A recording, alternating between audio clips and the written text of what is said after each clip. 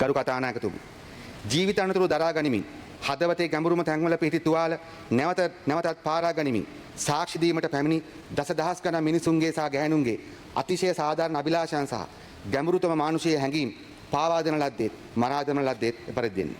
ගරු කතානායකතුමනි, 1980 සිට වසර 35ක්ද කොමිෂන් සභාව ආරම්භ වසර 30ක්ද කොමිෂන් සභාවේ වාර්තා නිකුත් කර වසර 25ක්ද ගත වී ඇති මොහොතක මාගේ පක්ෂය සහ කැබිනට් මණ්ඩලය විසින් මා වෙත පරපුරක හෘද සාක්ෂිය කැටි වී ඇති මෙම වාර්තාව පාර්ලිමේන්තුව ඉදිරිපත් කිරීමටත් ඒ ජනගත කිරීමටත් වගකීම පවරා ඇත. අරගලකර පරපුරක කඳුළුත් ඔවුන් මිදි මහ පොළොව නුසූලන වද වේදනාවල ප්‍රමාණය හා සසඳද්දී ඒවාට අලගු තැබීමටවත් මෙම පිටු 208කින් යුතු වාර්තාවට නොහැකි වෙන බව අපි දනිමු.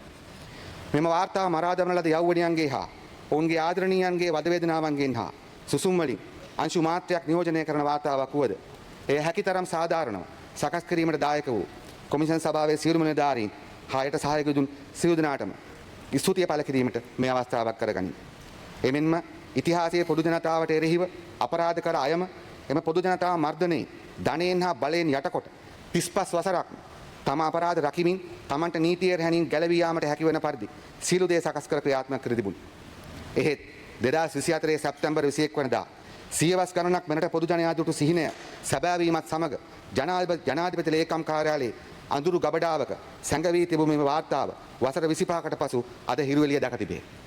අපගේ මාතෘභූමියේ ආධ්‍යාත්මයේ ගැඹුරුම තැන්වල තැන්පත් වී ඇති සියවස් ගණනක් මෙරට පොදු ජනයා දුටු සිහිනය සැබෑ කිරීමේ අරමුණ දිනවීම වෙනුවෙන් මරණය වැළඳගත් විජේදාස දිනාර්චි සහෝදරය ඇතුළු පරම්පරාවක දුක් වේදනා සහ ඔවුන්ගේ අරගලය පිළිබඳ මහත් බරකින් යුක්ත මෙම වාර්තාව දැන් මම පාර්ලිමේන්තුවේ සභාගත කරමි. ගරු කතානායකතුමනි, ඒ දකුණු ඇමරිකාවේ අන්දීස් ප්‍රදේශයේ අධිරාජ්‍ය විරෝධී ජාතික මුක්ති ව්‍යාපාරයේ නායකයෙකු වූ තුපක් අමාරු සිය හිස ගසන ගහලයන් ඉදිරියේ ප්‍රකාශ කළ පරිදිම I will return, I will be millions. මම නැවතෙමි. ඒ මාවෙනි මිලියන ගණනක් සමගින්. එම අවංක හා ප්‍රතිපත්තිගරුක මිනිසුන් හා ගැහැණුන් මරා දමා හරියටම පරම්පරාවකට පසු මිලියන ගණනක් ශ්‍රී ලාංකිකයන් එක් වී අපගේ අතීත පරම්පරාව ආරම්භ කළ සටනේ පළමු අධියර ජයග්‍රහණය කර ඇති නිසාවෙන්ම අද මෙරට ජනතාවටත් ලොවටමත් දැන ගැනීමට හැකි වෙන පරිදි මෙම වාර්තාව ඉදිරිපත් කිරීමට අවස්ථාව ලැබී තිබේ. ගරු කතානායකතුමනි, මෙම වාර්තාව මාතෘභූමියේ අයිතිය පැහැරගත් මව්බිමේ හිස ගැසීමට උත්සාහ කළ ගහලයන් පිළිබඳව උන්ගේ කූරත්වය පිළිබඳ වාර්තාවක් පමණක්ම නොවේ.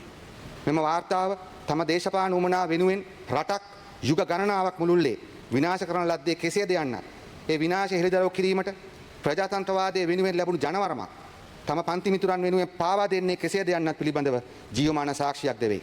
එමෙන්ම 25 වසරක් හිරුවැලිය පවා නොවැටෙන ගබඩාවක තිබූ වාර්තාවකට නීතියේ හා යුක්තියේ ආලෝකය ලැබීම තුළින් එම වාර්තාවේ නිර්දේශයන්ට සාධාරණත්වය ඉටු කරන්නේ කෙසේද යන්න පිළිබඳ අනාගත පරම්පරාවන්ට සාක්ෂියක් දෙවනු ඇතයි මම උදාක්ම විශ්වාස කරමි. ගරු කතානායකතුමනි, 1989 දී රෝහණ විජේවීර සහෝදරයා ඇතුළු දසදහස් ගණන් සහෝදර සහෝදරියන් හිතවතුන් ඝාතනය කිරීමෙන් පසු මගේ මනසේ හා හදවතේ තැන්පත් වූ විශාල ගල් පර්වතයක් තරම් වූ බරක් තිබේ. එය මාගේ පමණක් නොව ලක්ෂ සංඛ්‍යාත අපපක්ෂයේ සමාජිකයන්ගේ හිතවතුන්ගේ පමණක් නොව ඉතිහාසයේ නිවැරදි පැත්තේ සිටගෙන සිටින දසලක්ෂ සංඛ්‍යාත සාමාන්‍ය සාධාරණ ශ්‍රී ලාංකිකයන්ගේ හිත්වල තැන්පත් වූ විශාල බරක් බව මම දනිමි. 2024 සැප්තැම්බර් 21 එම ගල් පර්වතයේ බරින් සැලකියුතු කොටසක් අප සියලු දෙනා විසින්ම නිදහස් කරගෙන තිබේ. නමුත් ඒ බර සම්පූර්ණ නිදහස් කරගත හැක්කේ ඒ සාධාරණ පොදු ජන අරගලය වෙනුවෙන් දිවිදුන් සහ අනේක විද දුෂ්කරතාවයන්ට මුහුණ දුන් සෑම කෙනෙකුටම යුක්ති හා සාධාරණත්වය ඉටු කිරීමෙන් පමණි. ඒ කල හැක්කේ ජනමත විචාරණය නම් නීති විරෝධී ඡන්ද මංකොල්ලයකින් ශ්‍රී ලංකා රාජ්‍යයේ බලය පැහැරගෙන මුළු රටම එකම විශාල මහනුවරක් කළ බටලන්දේ ප්‍රධාන වදකයා ඇතුළු ප්‍රධාන අපරාධකරුවන්ට නීති මගින් කටයුතු කිරීමෙන්. එමෙන්ම 1987-1990 මහා සිවිල් යුද්ධයකට මැදි වී එහිදී විවිධ දේශපාලන ප්‍රතිගැනීමට සිදු වූ විවිධ දේශපාලන පක්ෂවලට සම්බන්ධ හා සම්බන්ධ නැති පොදු ජනතාවට මේ මහා සිවිල් යුද්ධයේ මූල හේතුව තේරුම් කර දෙමින්ද පොදු ජනයා අතර දේශපාලන පක්ෂ ભેදයෙන් තොරව මාතෘභූමිය ගොඩනැගීමට මේ මොහොතේ ඇති වී තිබෙන පොදු උනන්දුව තවත් ශක්තිමත් වන පරිදි සංහිඳියාවේ හා සමාව දීමේ යෝධ දෑත් වලින් එම ගල් පර්වතය මාතෘභූමියේ හෘද සාක්ෂියෙන් බිමටගෙන මෙම මාතෘභූමිය සදාටම එම හෘද සාක්ෂි බරින් නිදහස් කිරීමේ. එම නිසා මෙම මහා සංහාරයන්හි සැබෑ ඝාතකයන් නීති ඉදිරියට පැමිණීමටත් එම ඝාතකයන් තම බලය රැක ගැනීම උදෙසා කරන ලද නීති විරෝධී කුරුර දේශපාලන උපක්‍රම නිසා එම කාලයේදී විවිධ පැති ගැනීමට සිදු වූ පොදු ජනයා අතර සංහිඳියාව හා සහෝදරත්වය තව තවත් ශක්තිමත් කිරීමටත් නැවත කිසි දිනක අපගේ මාතෘභූමිය තුළ එවන් සාහසික යුගයක් ඇති නොවන පරිදි කටයුතු කිරීමත් අදිෂ්ඨාන කරගෙන මෙම බටලන්ද වාර්තාව පිළිබඳ කටයුතු කිරීමට ජනාධිපතිතුමා ප්‍රමුඛ කැබිනට් මණ්ඩලය විසින් ප්‍රතිපත්තිමය තීරණ ගෙන තිබේ. ගරු කතානායකතුමනි, ඒ අනුව මෙම වාර්තා නීතිපතිවරයාව යොමු කිරීමටත් දෙක මෙම කොමිෂන් සභා වාර්තා පිළිබඳව ඉදිරි කටයුතු කිරීම පිළිබඳ උපදෙස් යෝජනා කිරීම සඳහා ජනාධිපතිවරයා විසින් විශේෂ කමිටුවක් පත් කිරීමටත් තුන එමෙන්ම සුදුසු අවස්ථාවක මේ පිළිබඳව පාර්ලිමේන්තුවේ දින දෙකක විවාදයක් පැවැත්වීමටත් අපි බලාපොරොත්තු වෙමු. එමෙන්ම මෙම බටලන්ද කොමිෂන් වාර්තාවේ සිංහල දෙමළ ඉංග්‍රීසි භාෂා ත්‍රිත්වයෙන්ම මම විසින් පාර්ලිමේන්තුවේ සභාගත කරන